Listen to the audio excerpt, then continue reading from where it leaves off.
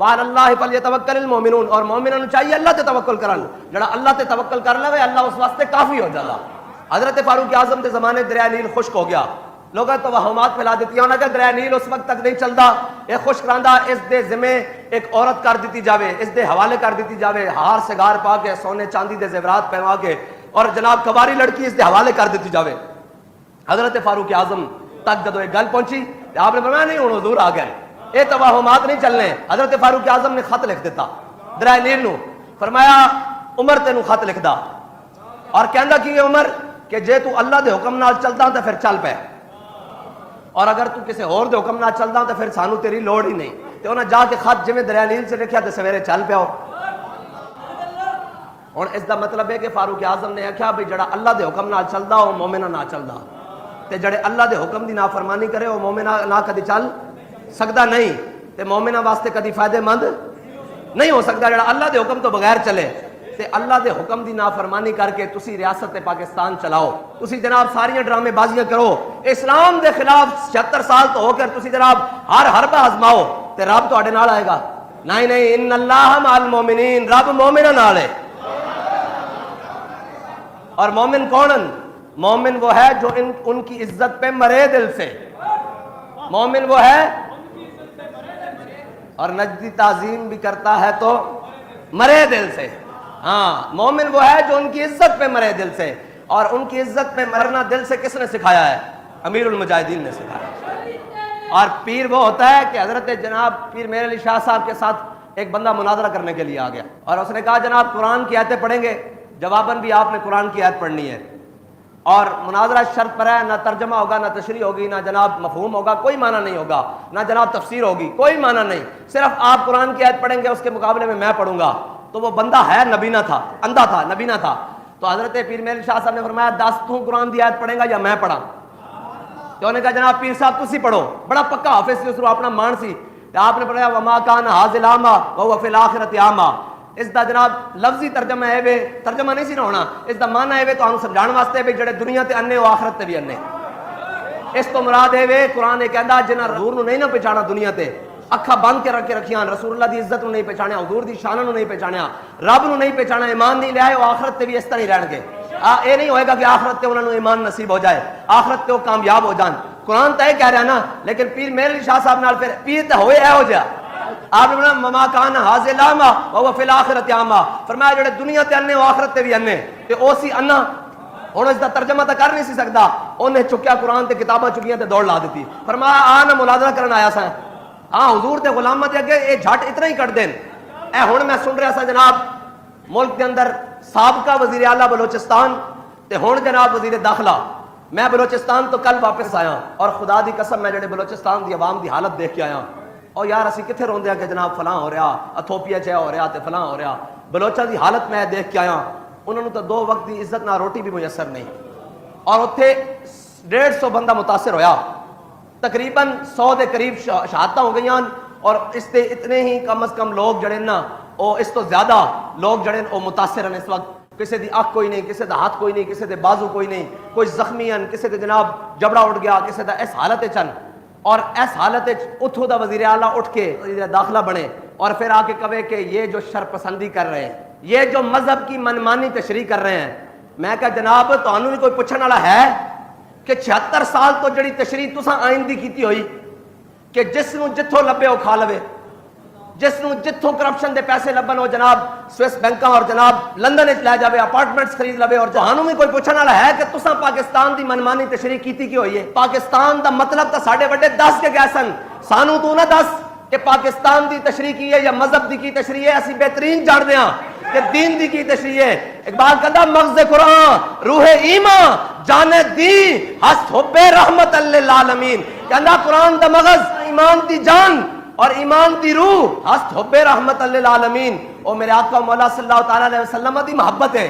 میں تینوں دس رہا اسلام دی تشریح اے وے، ہن مینوں اے دس پاکستان دی تشریح کی ہے، او ساڈے بڑے دس کے گئے کہ پاکستان کا مطلب کیا؟ اب ان کو پڑھی ہے جی اقلیت کو تحفظ، میں نے کہا دو اقلیت کو تحفظ، اس اقلیت کو تحفظ ضرور دو جو اپنے آپ کو اقلیت تسلیم کرے، اور جو اپنے آپ کو قادیانی مسلمان کہیں اور ہمیں کافر کہیں وہ اقلیت نہیں ہے، وہ مرتد ہیں، وہ زندیق ہیں جو اپنے کفر کو اسلام کریں، اور احمدی ہم ہیں، وہ دجال کے پیروکار ہیں، وہ کانے کے پیروکار ہیں، وہ مرزائی ہیں، وہ قادیانی ہیں، وہ زندیق ہیں، احمدی ہم ہیں، کیونکہ حضور کا نام احمد ہے۔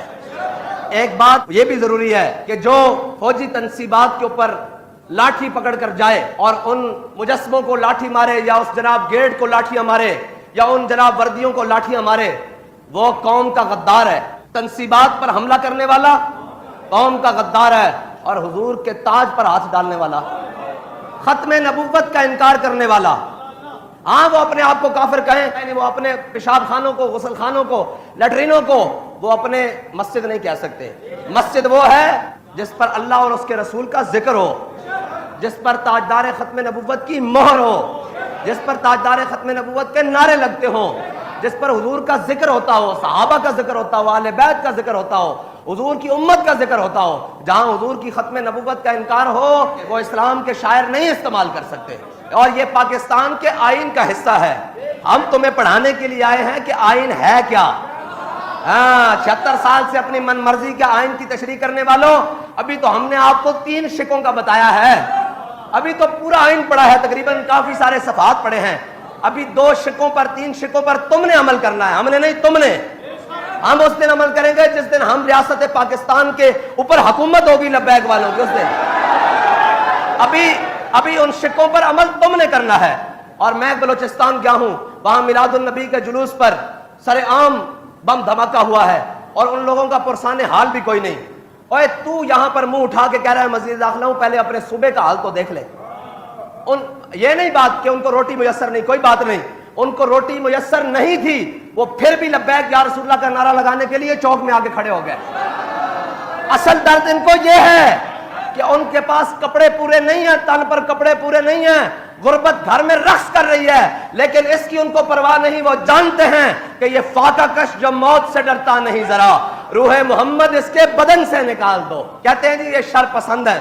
میں نے کہا شر پسند وہ ہے جس نے قوم کی بیٹی عافیہ صدیقی کو بیچا ہے، شر پسند وہ ہے جس نے احمل قاسی کو بیچا ہے، شر پسند وہ ہے جس نے ممتاز قادری کو پھانسی لگایا ہے، شر پسند وہ ہے جس نے پوری قوم کو بیکاری بنا کر IMF کے دروازے پر کھڑا کر دیا ہے، شر پسند وہ سارے ہیں جنہوں نے غریبوں کے گھروں میں وہ بل بھیجے ہیں کہ وہ خودکشیاں کرنے پر مجبور ہو گئے ہیں، شر پسند وہ ہیں جنہوں نے قوم کی بیٹیوں کو اور قوم کے بچوں کو لائنوں میں لگوا کر آٹا دینے کے لیے ان کی جانوں سے کھیلا ہے، شر پسند وہ ہیں جنہوں نے قوم سے 2 وقت کی روٹی عزت والی چھین کر ان کو اپنی عزتیں تار تار کرنے پر مجبور کر دیا ہے، شر پسند وہ ہیں جنہوں نے یہاں سے لوٹ کر سرے محل جا بنائے ہیں، شر پسند وہ ہیں جنہیں تم نے 9 مئی کے دن تک پالا ہے، شر پسند وہ ہیں جن کے باپ دادا نے انگریز کی مخبری کی اور وہ آج با کر پاکستان کے بڑے عہدوں پر براجمان ہو گئے ہیں، شر پسند وہ ہیں جنہوں نے کشمیر بیچا ہے۔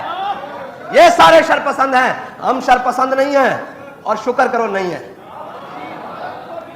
ہم نہیں ہیں، اور ساتھ یہ بھی شکر کرو ہم نہیں ہیں، اور اگر ہم ہوتے تو پھر تمہیں مول پڑتا۔ ہاں ہم اس لیے نہیں ہیں کہ یہ وطن ہمارے بڑوں نے بنایا، اور یہ وطن 27 رمضان والے دن بنا، اور یہ وطن پاکستان کو بناتے ہوئے ہمارے بڑوں نے نعرہ لگایا تھا کہ بٹ کے رہے گا ہندوستان اور بن کے رہے گا پاکستان، اور پاکستان کا مطلب کیا، دستور ریاست کیا ہوگا۔ اور تمہیں شوق ہے لبیک والوں کو گرفتار کرنے کا، تو کوئی بات نہیں، گرفتاری سے تو ہم گھبراتے نہیں، جیلوں سے بھی ہم گھبراتے نہیں۔ اور تم یہ بھی جانتے ہو کہ اس عمران خان کے لیے سب سے زیادہ کمپین لندن میں بیٹھ کر کنہوں نے چلائی، یہ میں اشارہ کر رہا ہوں، یہ ان سب کو پتا ہے جو پاکستان کے ذمہ داران ہیں۔ سب سے زیادہ عمران خان کے حق میں پاکستان کے خلاف کنہوں نے کمپین چلائی لندن میں بیٹھ کر، یہ میرا اشارہ ان کی طرف ہے جو یہ ساری رپورٹیں ہم بھی جانتے ہیں، تم اگر جانتے ہو تو ہم بھی جانتے ہیں، یہ بات علیحدہ ہے۔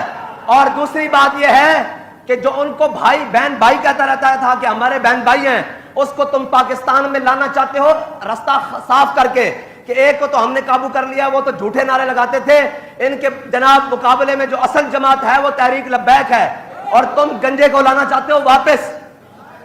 تو یہ یاد رکھنا، ہم جیلوں میں ہوں یا باہر ہوں، ہم جیلوں میں ہوں، تھانے میں ہوں یا کچہریوں میں ہوں، جیل کی سلاخوں میں ہوں یا کال کوٹریوں میں ہوں، ہمارا نعرہ یہی رہے گا کہ تاجدار ختم نبوت.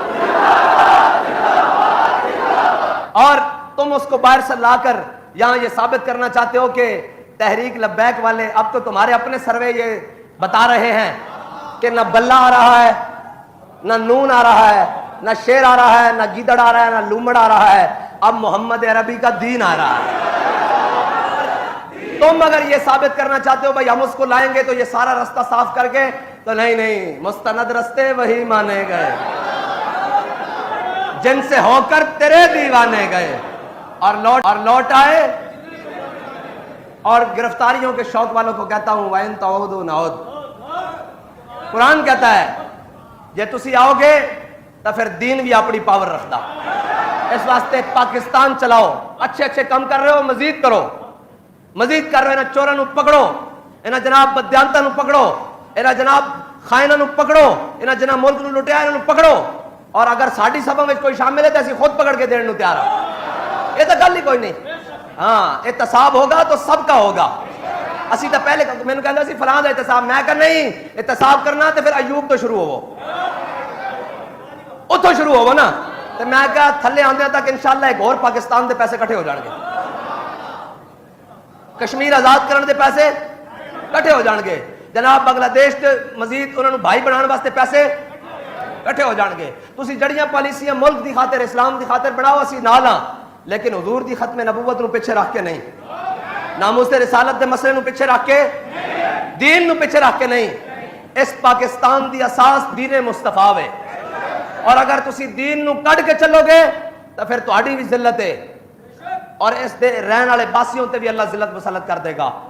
اور اگر تسی دین نو اگے رکھ کے مقدم رکھ کے جڑا بھی فیصلہ کرو گے پھر انشاءاللہ پاکستان اندر باہر آئے گی. یہ تو گل طے ہے نا کہ اپنے بھی من رہے ہیں بیگانے بھی من رہے ہیں کہ حضور دا دین آ رہا.